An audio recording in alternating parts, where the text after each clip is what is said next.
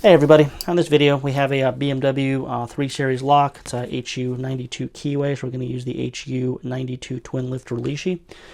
And I got this lock from a junkyard, is where I get almost all of my automotive locks from. So I've already cleaned it all out, and you run a cut key through it to kind of clean it out so you can get easier to pick and more accurate decode when you get all the gunk and crap cleaned out of it. So first thing we'll do here, I'm just going to go ahead and figure out where our wafers are. So with no tension at all, just go look for the spring back. And so we got our even numbers going down here. So I'm just going to start with number 1. Just click on 1. Okay, 3 is springing, we'll leave it alone. 5 is actually binding.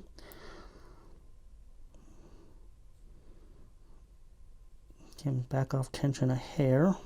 Okay, click on 5, and now see 5 is actually stuck here, so see if it'll pick again, and it did. So now I've got spring back there, and I actually got some rotation.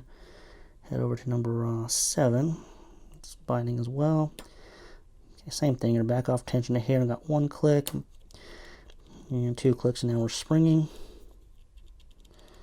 Alright, so if we keep it score at home here, we've got 1, 5, and 7 should be picked here. So hit 2, tiny click on 2.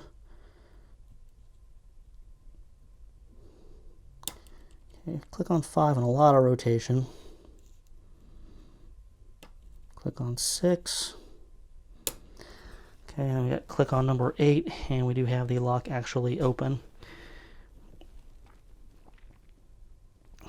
And so now that we've actually picked it here, we noticed we didn't have to pick number 3, so that's going to indicate that's number 4 cut. But to decode it here, pretty straightforward with the twin lifter. It decodes the same way you pick it. So we're just starting at 1. We have a 3. 2, we have a 3. 3 is indeed a number 4. 4 is a 3. 5 is a 1.